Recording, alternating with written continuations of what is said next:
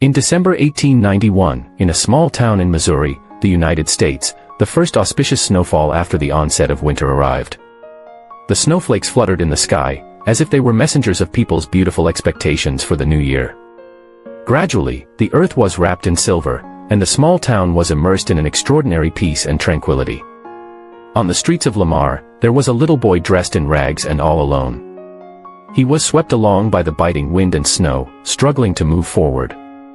The boy hugged his chest tightly with both hands, his steps were heavy and slow. Every step he took made him shiver in the cold wind, for on his feet were a pair of extremely worn-out slippers.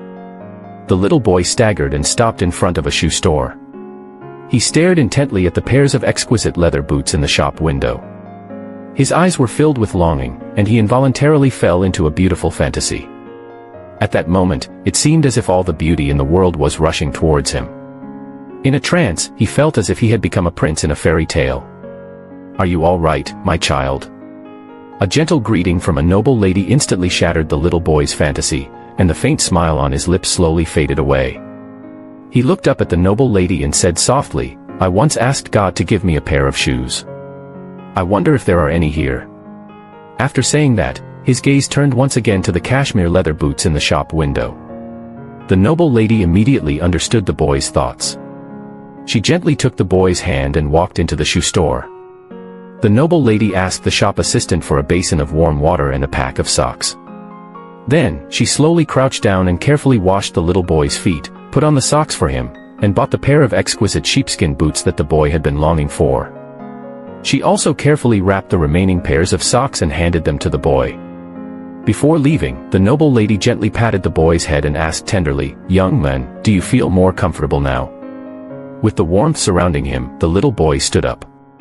He looked up, held the noble lady's hand, and asked curiously and naively, "Are you the wife of God?" The noble lady slowly bent down and said softly, "God gives each person a different life. As long as you hold kindness and universal love in your heart, God will always be with you." Legend has it that this little boy grew up to become the 34th President of the United States, Harry S. Truman, and that noble lady was the mother of Franklin D. Roosevelt. Everything was so coincidental, yet it seemed to be a meticulous arrangement by fate.